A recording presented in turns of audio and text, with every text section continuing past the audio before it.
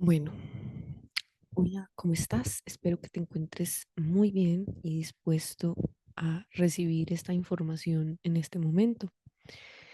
Recuerda no creer nada de lo que yo digo acá, simplemente recibe y a partir de tu discernimiento, de tu propia reflexión, pues observa qué te deja todo lo que conversemos el día de hoy. Por si no me conoces, el nombre que me pusieron mis padres fue Melissa. Ashilem fue luego como un seudónimo que surgió, que la historia dije que la contaré luego en un capítulo.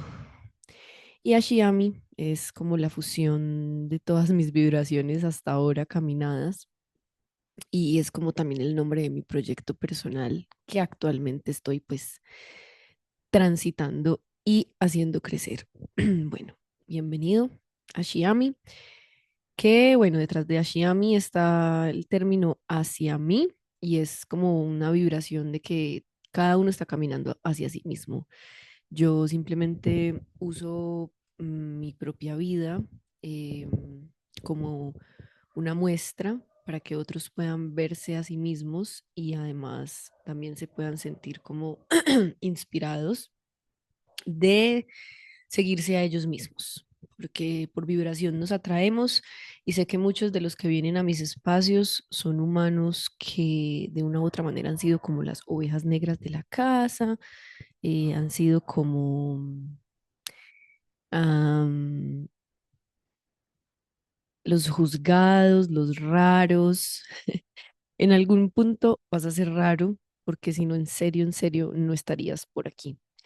Y a veces en eso que somos raros no nos parecemos mucho, pero nos parecemos en que somos raros. Es decir, por ejemplo, puede que no seas rara porque tuvieras una posición económica destacada en comparación del resto,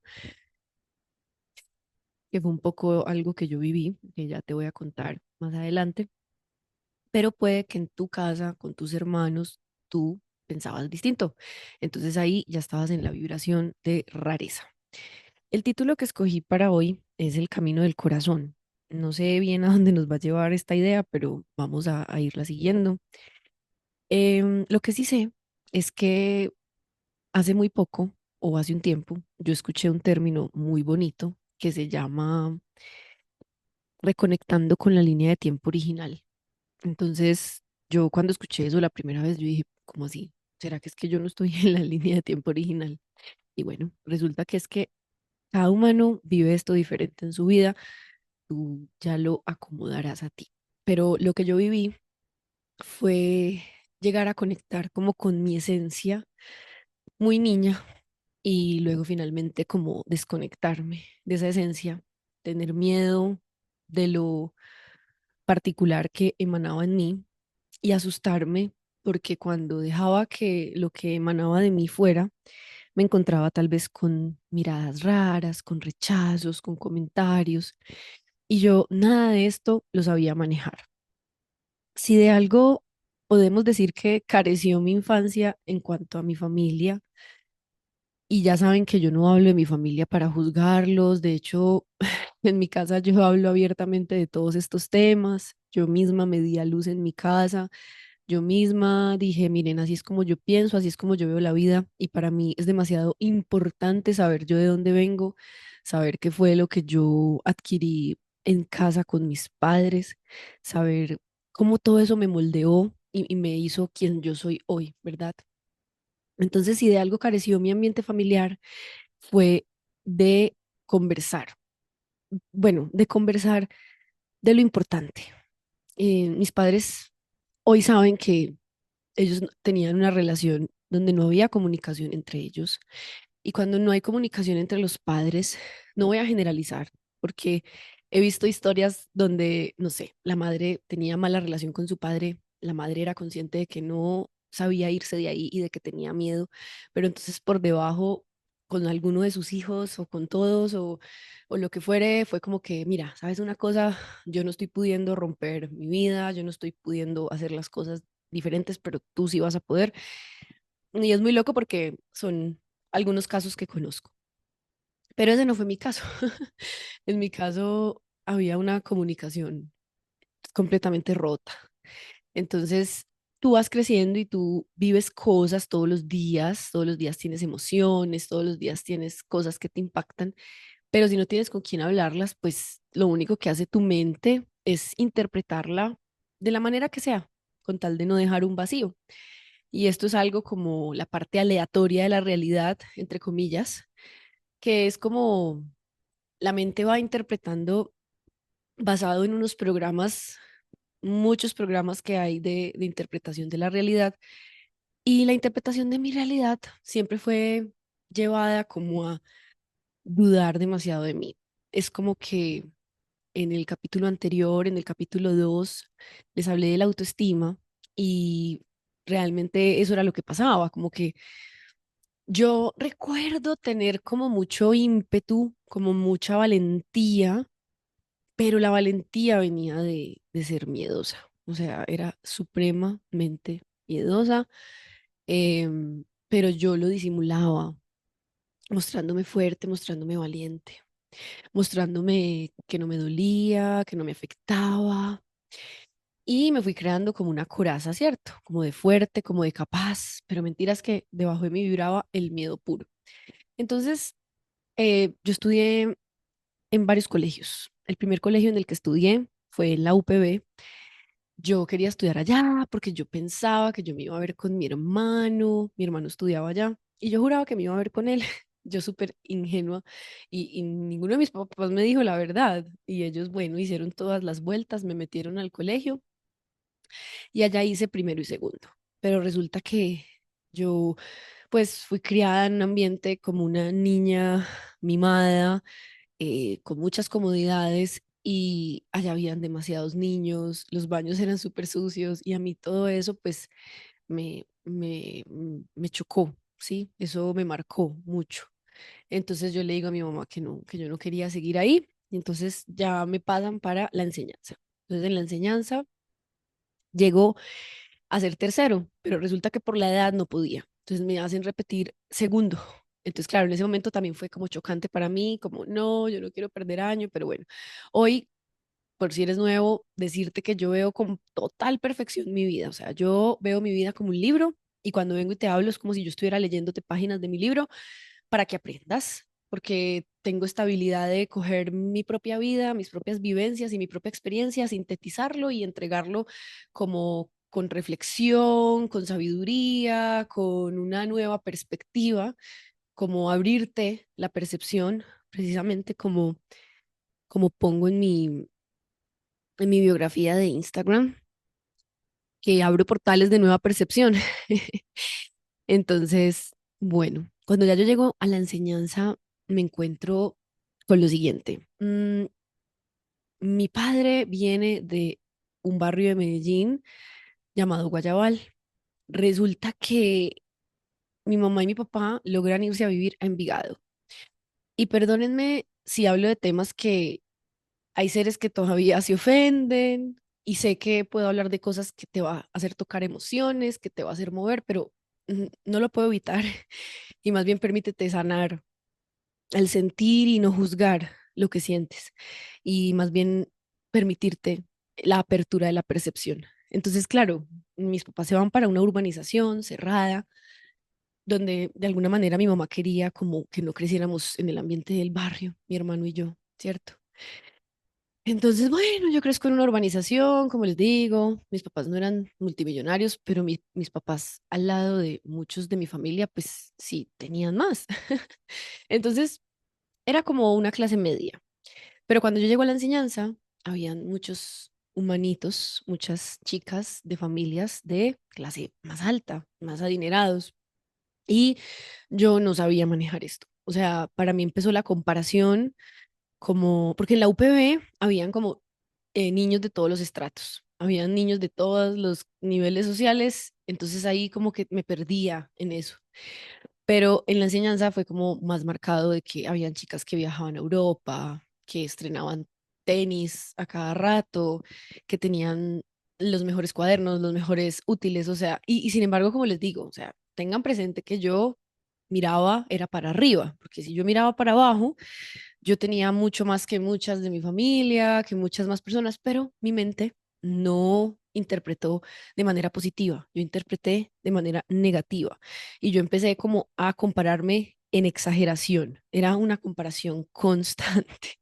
Obviamente, seguro habían intervalos donde yo no estaba en este estado del que hoy estoy haciendo como Zoom y especialización, pero el ambiente general de mi ser era como estarme comparando, como, pero porque hay gente que tiene más dinero, pero porque hay gente que tiene mejores cosas, mejores casas, mejores carros.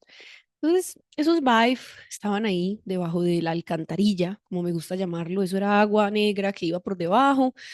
Yo a veces conectaba con eso, después me desconectaba, pero yo no podía hablar de esto con nadie. Recuerdo que una vez conocí a una chica que era mamá y ella me decía que ella le decía a su hija que la comparación iba a empezar. La niña iba a entrar como a primero y ella conversó de eso con su hija. Entonces, por eso se los pongo sobre la mesa porque siento que es un tema que es muy importante de hablar, entender las diferencias sociales. Eh, Mucho tiempo después llega a mí un módulo de sabiduría fascinante que se llama Sociología de la Evolución de Gerardo Schmedlin, que hoy día si lo buscan en internet lo pueden encontrar en distintas plataformas, el PDF. Antes, hace unos años, cuando eso llega a mi vida, no era fácil de encontrar. Y en Sociología de la Evolución yo entendí cómo tu estatus económico y donde naces es proporcional a tu nivel de conciencia. Entonces, cuando yo me abro a ver la vida desde este lugar, fue muy claro. Te voy a ir haciendo flashbacks de pasado a presente, presente, futuro, todo al mismo tiempo, porque hoy día sé que yo nací en una capacidad económica por alguna razón y era como una oportunidad. Quiere decir que yo ya había caminado en otras vidas más escasez, más pobreza y que yo en esta vida ya no venía a vivir tanta escasez, que sí viví cierta escasez en comparación con otras personas que tenían más, pero yo tenía más que otros que estaban aparentemente en una condición con menos cosas, ¿verdad? Entonces, Sociología de la Evolución se los mega recomiendo. Es un documento fascinante y ahí entendí. Ahora, ¿saben cuánto me tomó entender por qué había nacido con lo que llamamos privilegios? O sea, cuando las personas no tienen sabiduría, lo único que hacen es polarizarse y juzgar. Y decir, mira, ellos son unos privilegiados, los ricos, los afortunados, los de buenas, la buena suerte, y no, no, no, no, o sea, de hecho, porque así piensas, con resentimiento, con rabia, ves la riqueza incluso como algo que no mereces, por eso es que tú todavía estás donde estás. Entonces, es el pensamiento. Entonces, claro, cuando yo empecé a mirar vidas pasadas, cuando tuve la experiencia de ver vidas pasadas, cuando empecé a hablar con personas que ya también estaban empapadas de esto, entendí que de alguna u otra manera yo ya había conocido la riqueza en otras vidas, que de hecho todos los humanos deben conocer todas las múltiples expresiones que se viven en el planeta Tierra. Debes vivir en Oriente, debes vivir en África, debes vivir en todo lado. Y cuanto más la conciencia ha vivido a través de varias personalidades, pues más sabia es. Y la idea es ir aprendiendo cada vez más.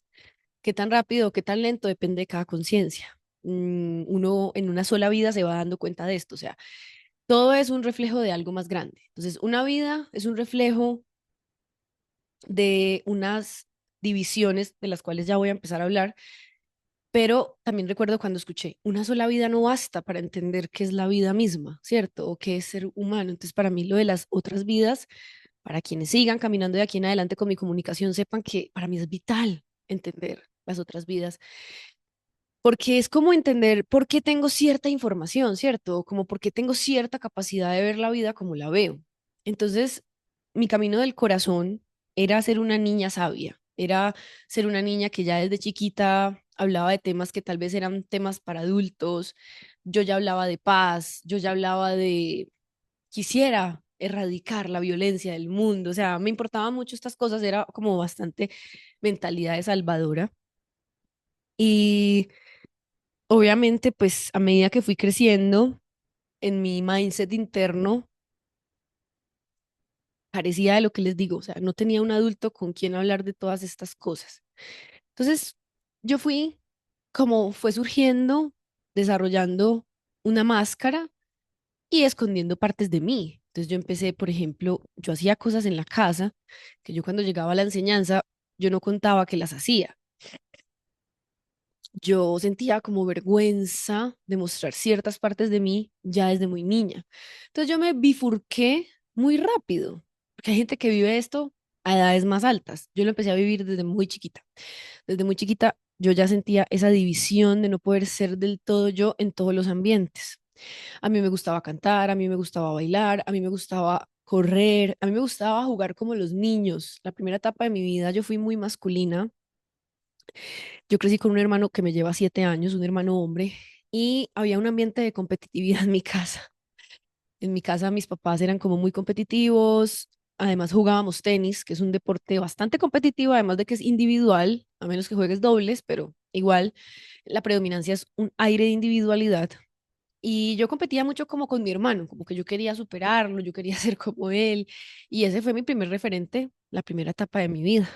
Entonces, la sensibilidad, mi parte tierna, mi parte dulce, yo la empecé a esconder. De hecho, me acuerdo que mi hermano me molestaba cuando veía programas de niñas, entonces yo nunca sabía manejar que el otro me criticara algo. O sea, cuando alguien medio se atrevía a criticarme algo, yo lo que hacía era como esconderlo, taparlo, avergonzarme, echarle tierra. O sea, era una sensación de no es como hoy, que ya si hoy viene alguien a mí y me critica algo, se los juro que es como, bueno, está bien. O sea, de verdad, de verdad, de verdad amo el punto en el que hoy estoy y que me costó mucho trabajo evolucionar, porque esa Melisa chiquita, no sabía manejar que los demás no apoyaran lo que ella hacía.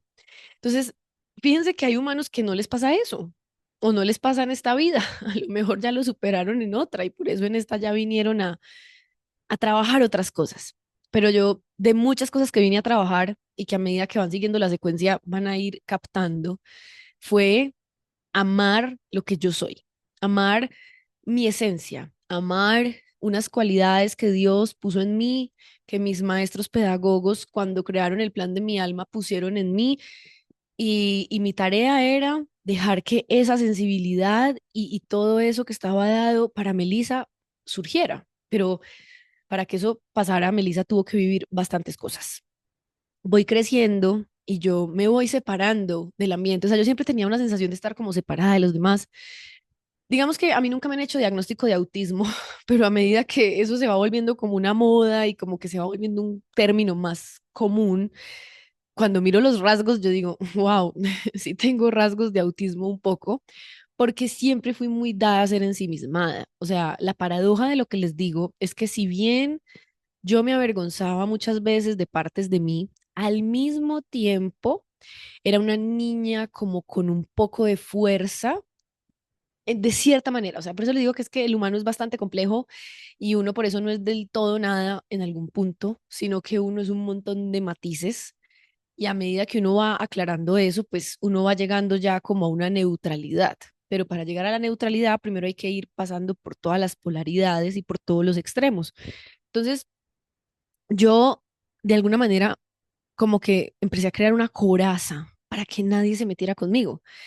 Y esa coraza no me di cuenta que lo que estaba haciendo era alejarme de los demás. Entonces, claro, yo ya no quería como pasar de un punto con nadie. No quería llegar a cierta delicadeza de mi interior, que hoy entiendo que eran mis emociones, mis pensamientos más privados. Entonces, yo empiezo a desconectarme de esa parte de mí. Y voy creciendo. ¿Y cómo me fui desconectando de esto? Pues me distraía, veía demasiada televisión. O sea, creo que soy de esas humanas que vio televisión, pero como nadie. Veía mucha televisión, bueno, hacía deporte, como les dije, hice deporte como hasta los 11 años, así de alto rendimiento, entonces casi que todos los días iba a la liga de tenis que quedaba en el estadio, que queda en el estadio. Y todo eso me mantenía ocupada, pero recuerdo que cada momento o espacio en el que yo no tenía nada para hacer, se asomaba un aire y se asomaba una sensación y un vacío que yo no sentía que estaba en capacidad de sostener. Y lo que yo fui entendiendo con el tiempo es que de mí para atrás, y en esos pueden estar incluidos mis padres, mi hermano, tíos, primos, lo que sea, lograba ver cómo muchos no habían hecho ese trabajo. ¿Ese trabajo de qué? De escuchar qué soy yo, de escuchar una música y algo que vibra dentro de uno. Que eso obviamente si uno no se toma la tarea de investigarlo, alguien escucha a este ser hablando de esto y es como que esta niña se la fumó verde o se les zafó una teja. Pero como ya sé que eso puede pasar y sumado a lo que les digo de que ya soy fuerte en cuanto a mi visión, ya sostengo mi visión, ya puede venir quien sea a decirme algo, Dios mismo, y no, esta soy yo ahora, esta soy yo hasta este instante. Y, y bueno, el caso es que mm, en mis ancestros muy probablemente no habían hecho ese trabajo del sí mismo y lo que habían hecho era ahogar su voz para agradar a otros, para agradar a mamá y a papá, para evitarse conflictos, para evitar el rechazo, para evitar ser eh, excluidos. Y resulta que hay una vibración y un componente que siempre me acompañó a mí y era la genialidad. Yo era muy genial y muy buena en muchas cosas, pero yo veía que cuando tú ganabas en cosas y eras muy buena en cosas, pues lo que hacías era que le activabas inseguridades a otros, así como a mí me activaban inseguridades las otras chicas en lo que yo no era buena. Cuando yo resultaba ser buena en algo, me ganaba muchas competencias deportivas. Cuando yo lograba ser buena en algo, yo recuerdo sentir la soledad del triunfo, que obviamente eso tiene pues su lado oscuro cuando, bueno, yo era niña, obviamente no entendía muchas cosas en ese momento. Obviamente ahí estaba muy guiada por mi ego, evidentemente. Sí, o sea, la conciencia se va manifestando cuando ya estoy más grande. Ahí era una vivencia, bueno, la conciencia de la conciencia, porque yo sí era consciente de todo esto, por algo se los cuento.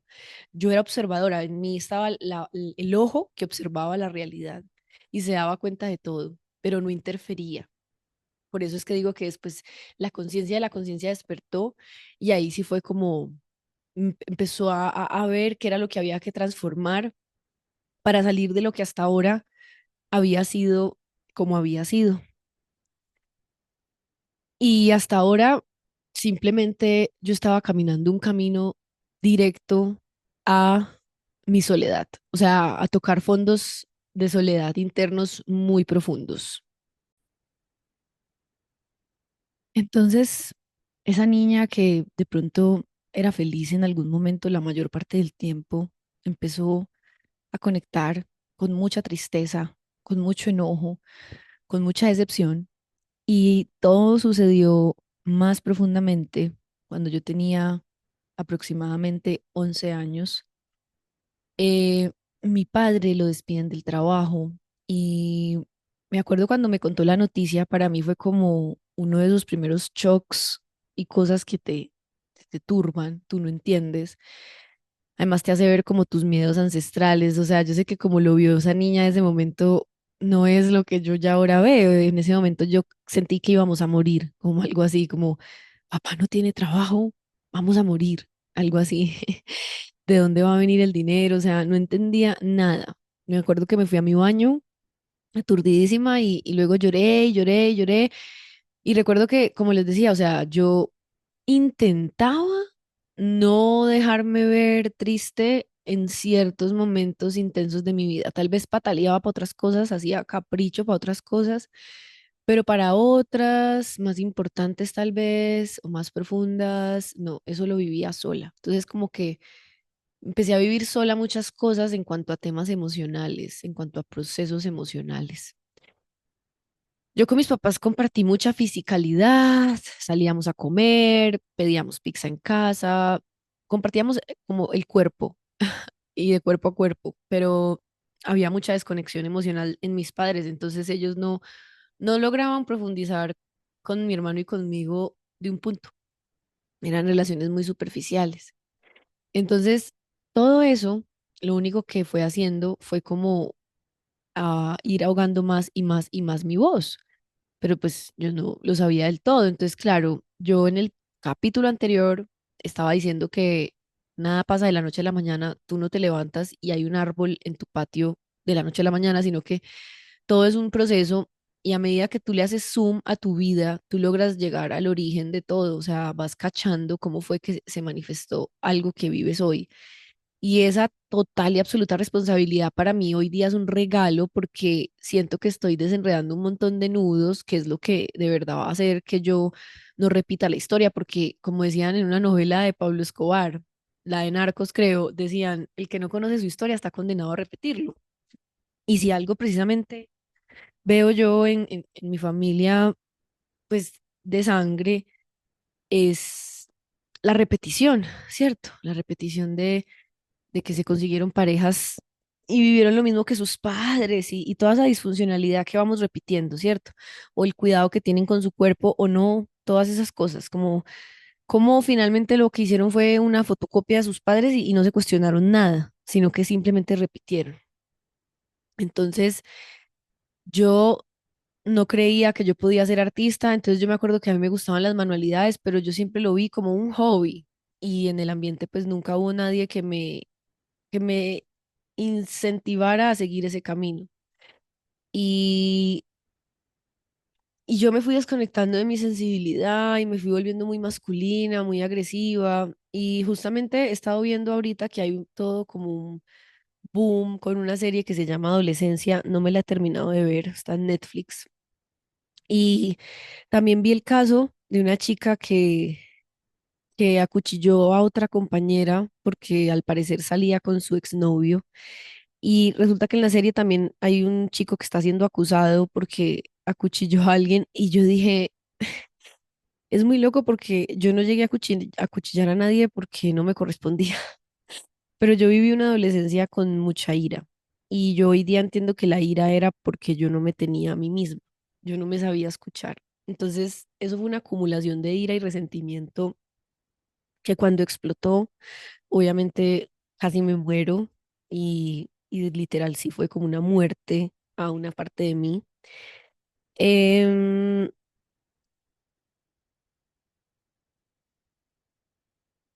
y siento que el hecho de uno no poder hablar como de estas cosas con una persona sabia es complicado. O sea, siento que el humano hasta ahora lo que ha hecho es vivir como en inconsciencia los procesos. Y hay quienes todavía lo van a seguir viviendo en inconsciencia, pero quien, digamos, viene y escucha esto es porque ya está listo o porque ya lo está viviendo o porque lo va a estar, pero pues no conectas con estas vibraciones porque sí. Y es la vibración de la importancia de tener ciertas conversaciones con tus padres, con tus hijos, con tus hermanos, con tus amigos, con tu pareja, que además va de tener esa conexión uno mismo con su mundo interno para podérselo compartir al otro. A mí me ha tomado muchos años entrar a mi mundo interno, ver que el mundo interno es como una casa con un jardín y que la tenía abandonada por completo, que no sabía escucharme, no sabía sentirme, o sea, yo no aprendí eso. En cambio, hay gente que aprendió eso tan inconscientemente que obviamente hoy lo viven y no ven el regalo y la magnitud. Ese es como otro caso donde tendrán que hacerse conscientes de cómo ya tienen integrado eso y cómo tener integrado eso te permite ser de cierta manera, relacionarte con todas las realidades de otro lugar, porque no es lo mismo uno crecer aceptándose y por otro lado, no es lo mismo crecer uno fragmentándose, tapándose, maquillándose. Y curiosamente, por eso yo me acerqué al maquillaje. Era como una manera de tapar mi sensación de ser incorrecta, imperfecta, de no ser linda, de no ser, o sea, siempre un pensamiento de yo soy lo peor. O sea, definitivamente yo soy lo peor. Me acuerdo que yo a veces le expresaba eso a mi mamá y obviamente ella no sabía cómo manejarlo y hoy yo ya no la culpo. Recuerdo un día una escena que me empecé a ver como ese acné en mi frente y yo me comparaba muy duramente, o sea, me trataba muy mal, pensaba muy mal de mí. Y recuerdo que ya iba a salir, ya estaba arreglada, íbamos a salir a cine, creo, y me vi tan fea según mi pensamiento que yo le dije a ella, sabes que yo no voy a salir, yo soy un ser horrible. Y ese era como mi mundo privado, ¿cierto? Como en mi interior yo me sentía horrible. Entonces, yo intenté jugar el juego de que nadie se dé cuenta que en realidad yo pienso tan mal de mí, pero a mí no me dio. A mí no me dio para llevar esa doble vida cuando yo empecé a conectar con que era que yo no sabía amarme, con que era que existía la voz del ego y del miedo. Yo lo que hice fue al contrario, yo, bueno, que se sepa esto y que se explote esto. Las, las inconsistencias emocionales mías empezaron más fuertemente como entre los 19 y 20 años, o sí, 18 19 años que entro a la universidad a estudiar psicología y por primera vez me mandan medicación psiquiátrica. Me la tomé por tiempos, pero luego la dejaba porque al mismo tiempo yo sentía que había algo más, esa sensación de hay algo más que yo no estoy viendo, a mí me acompañaba completamente. Entonces, siempre estaba en esta bifurcación de el ego y otra voz más amorosa, otra voz más sabia, que hoy yo diría pues que es la voz de la conciencia. Entonces, cuando toco fondo de vivir llena de dolor, de amargura, que todo eso empezó, como les dije, muy pequeña, pero fue mi segunda relación de pareja donde eso como que detona y ahí es donde yo me empiezo a dar cuenta que yo no tenía voz propia, que yo siempre me salía de mis gustos, de mis hábitos y de mi corazón por no estar sola, por agradarle al otro, porque el otro me echara piropos y me dijera cosas. Y resulta que la vida toda se configuraba para que nadie se comportara como yo esperaba, para que nadie me dijera eso que tanto anhelaba, para que finalmente nadie me viera como yo estaba esperando ser vista, para ahí sí amarme. Y favor que me hizo la vida, porque era claro que la que tenía que aprenderse a amar era yo. Entonces, ya cuando estoy en esta relación y empiezo como a reconectar, por ejemplo, con los hábitos de bienestar, cuando uno está lleno de dolor, es muy propenso a caer en vicios. Y a mí esta expresión, yo he dicho como, ay, qué palabra tan fea, pero no, usémosla, usémosla, o sea, para ser básicos y directos, pero un niño en ambientes hostiles, un adolescente donde hay maltrato, donde hay violencia, ya sea física o no, y sea solo psicológica, no importa. Vibración de violencia es vibración de violencia, eres más propenso a caer en adicciones porque lo que haces es buscar la manera de no sentir ese dolor. Entonces, cada quien encuentra la adicción que sea y a veces hasta se puede ver muy aceptada por la sociedad, como hacer mucho ejercicio, trabajar mucho. Entonces, no es tanto cómo se ve por fuera algo, sino cómo se siente por dentro. Y esa es una pregunta vital y supremamente importante. Y cuando yo empecé a entender eso de que me tenía era que preguntar cómo me sentía yo, o sea, eso fue un cambio de 180 grados. Entonces yo ya dentro de esta relación, ¿qué hice? Viví algo que aquellos que en algún momento dicen, bueno, yo ya no voy a esconder más partes de mí, pues tienes que saber que puede ser muy normal que te quedes sin amigos, que incluso tu pareja se vaya, que hasta tu familia una parte no te hable, que yo siento que muchos van a volver después. Cuando tú de verdad ya creas en ti y tú ya no dependas para nada del exterior y tú estés convencido y convencida de tu grandeza, te aseguro que ahí sí la vida te va a poner ciertas personas que sí ven eso y también muchos que de pronto no creyeron en ti en el pasado, cuando menos pienses, van a estar frente a ti y te van a decir, wow, ¿qué fue lo que hiciste? Y, y no es por cuestión de ego, ¿no? Es parte de la vida, porque como les digo, a veces lo que uno necesita es eso. Yo necesitaba quedarme sola, pero de verdad, verdad, y navegar un nivel de soledad muy, muy profundo, porque es que eso de no saber estar con uno es una enfermedad actual muy normalizada, donde las personas no escuchan su voz auténtica. Es más, hay gente que escucha eso y ni sabe que tiene una voz auténtica. Es como otra vez que dije ahora, ¿de qué estás hablando? Que te fumaste. Y yo no quiero hacer esto demasiado difícil de entender. A veces tu esencia precisamente va ligado a lo natural, a la naturaleza de tu ser. Entonces, partiendo de que yo me salí de la tendencia inconsciente, intuitiva de cuidarme, como que a pesar de que yo caía en extremos, en algún punto yo lograba escuchar mi cuerpo cuando, no sé, comía muchas chucherías muchos días. Había un momento donde algo era como, bueno, hoy no voy a comer dulces y no lo hacía, era muy natural, pero a medida que fui creciendo, todo esto se fue como alterando y, y ahí fue cuando toqué fondo, porque ya no sabía escuchar mi cuerpo físico, me había desconectado demasiado de él y ahí fue cuando me dio el acné más severo de mi vida. Entonces, cuando finalmente decido que me voy a empezar a escuchar, no fue un camino color de rosa.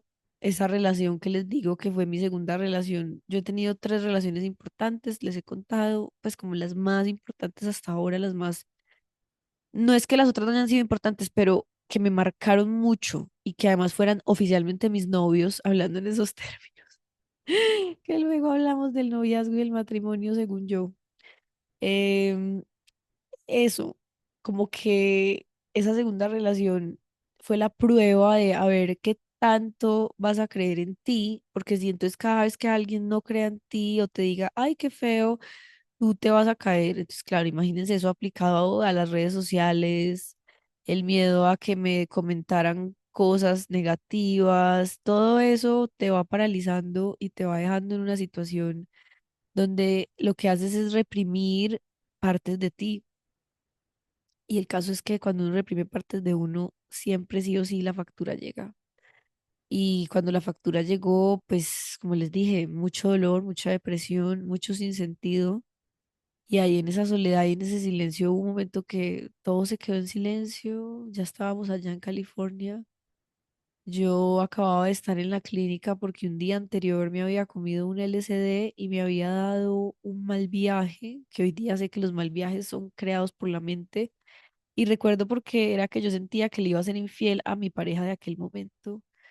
Yo estaba en Estados Unidos, él en Colombia, y fue un ataque de pánico y al ataque de pánico yo lo defino como ese torrente de pensamiento que no sabes dirigir ni manejar.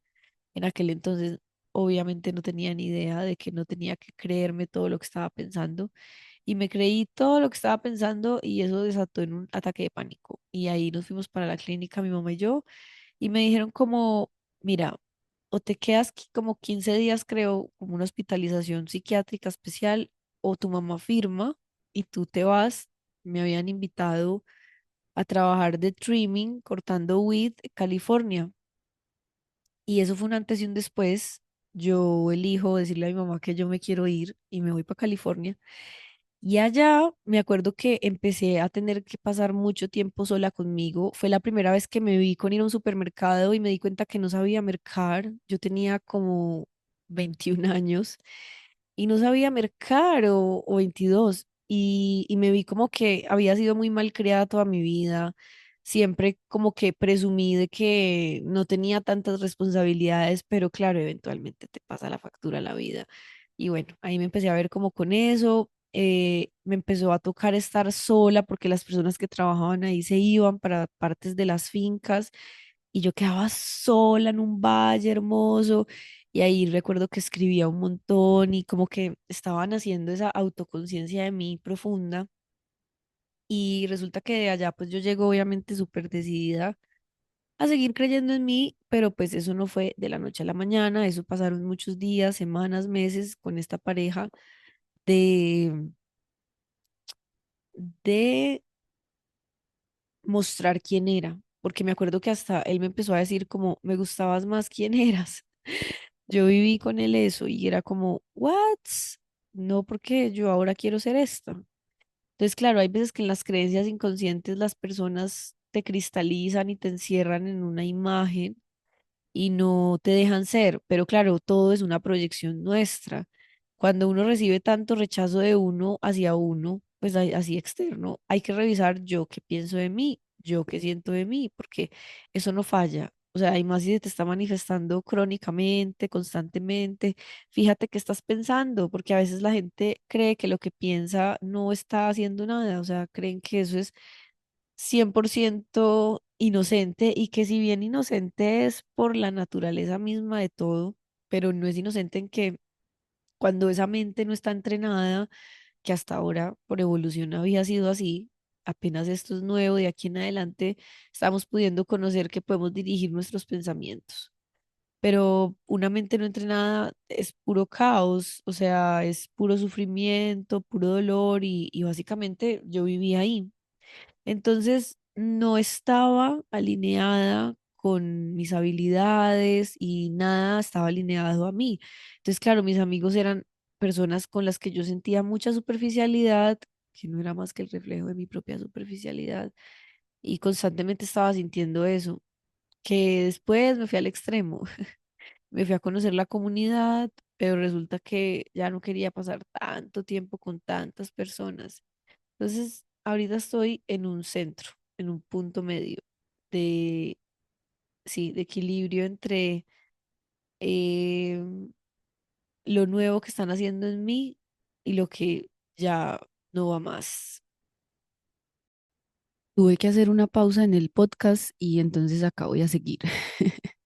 Y me tuve que ir a escuchar incluso a ver dónde había quedado.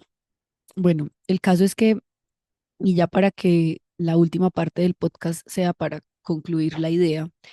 El caso es que en mi viaje personal, poniéndolo al servicio de la creación, pues para mí ha sido bastante complejo encontrarme y aceptar quién yo soy. Pues para mí no ha sido como un camino lineal.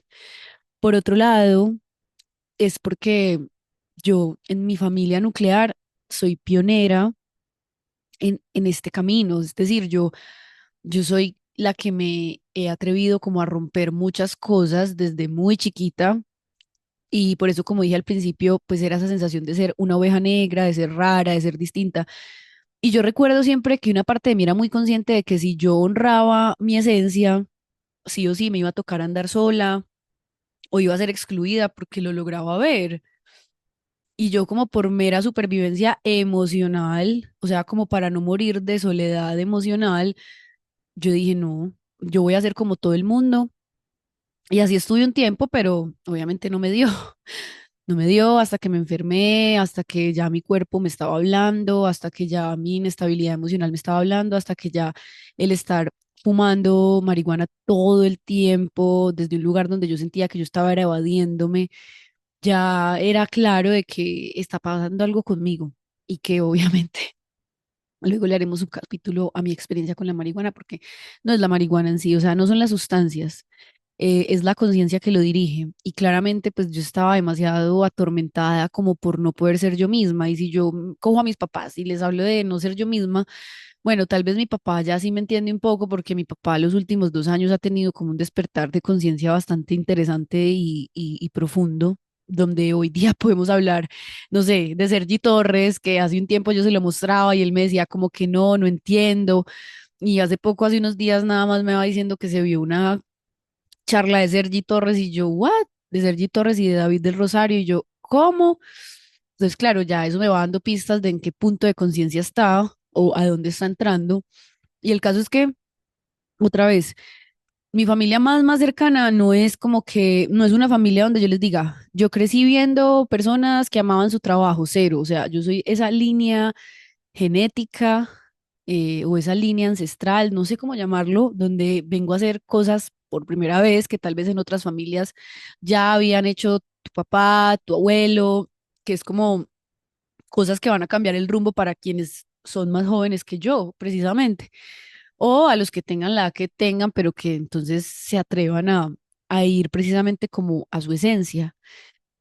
Y, y básicamente ese fue como mi viaje de volver al corazón, de, por ejemplo, darme cuenta que yo conocí el bienestar desde muy chiquita, cosas que hoy día se vuelven moda. Para mí era natural, mi mamá creció en un ambiente donde comer sano era natural, ella creció en el campo, entonces es eso, a veces uno da por hecho las cosas y no entiende el valor de las cosas hasta que vive el contraste y ahí entiende cuál es el propósito. Entonces yo viví como de alguna manera la parábola del hijo pródigo, donde yo me fui a vivir cosas del mundo, me fui, me perdí de mí y hasta que ya volví otra vez. Y aquí estoy pues cada vez más comprometida con esto de comunicar y de ir puliendo qué es lo que debo comunicar. Em, Sé que de una u otra manera, como lo dije al principio, es la capacidad de poder generar una reflexión, un aprendizaje, como entregar una enseñanza de lo que he vivido, como esa escena de los abuelos que se reunían con sus nietos y les contaban cosas de su vida y, y eso, como dar sabiduría a partir de lo que se ha vivido.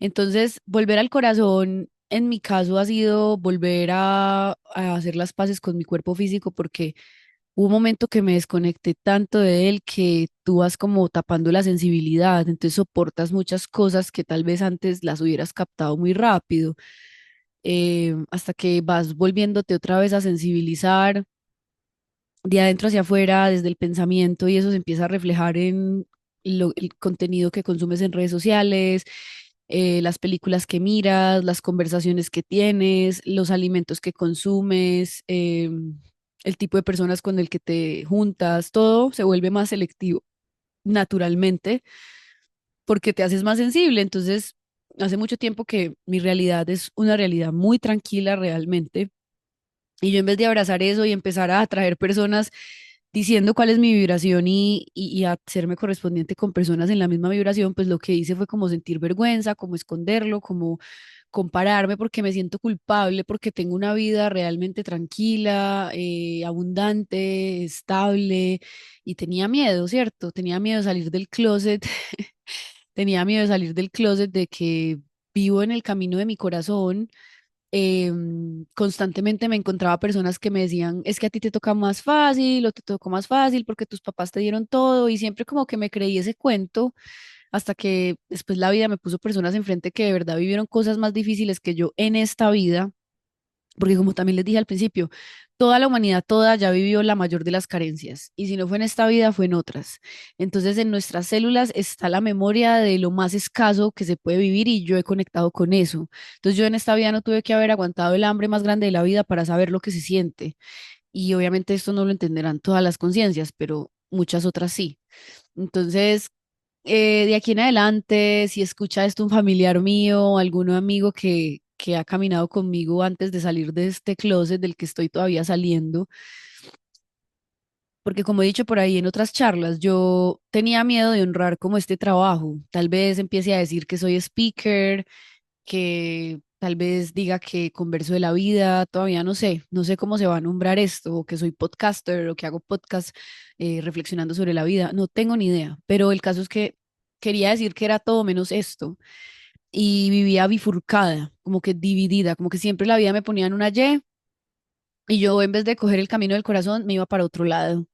Y si llegaba una pareja a mi vida, me perdían sus hábitos, me perdían su estilo de vida y eso a mí me aterraba mucho. Cuando empecé a tomar conciencia, me chocaba ver que si mi pareja tenía malos hábitos, entonces yo casi fácilmente caía en eso. Y, ay, ya, de tanta tocada de fondo ya es como no más, esto no va a pasar más.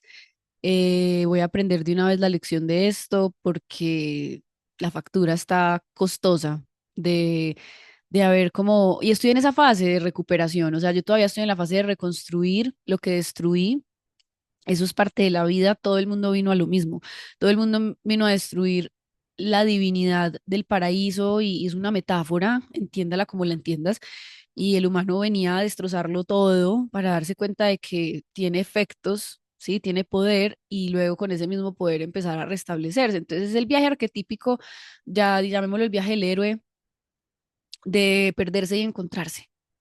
Entonces, el camino del corazón, hoy para mí se ve que tengo una vida exageradamente tranquila, yo no hago cosas extraordinarias todos los días, de hecho, lo que surgió fue empezar a agarrarle amor a la rutina, empezar a agarrarle amor al todos los días, eso que todos los días haces de a poquito y junto pasan los días, se va sumando y va generando una armonía en tu ambiente, cuidar las cosas, botar lo que ya no usas, desechar lo que ya no sirve, estar como alineándose con la armonía de la vida, como con un flujo natural, como con unos ciclos.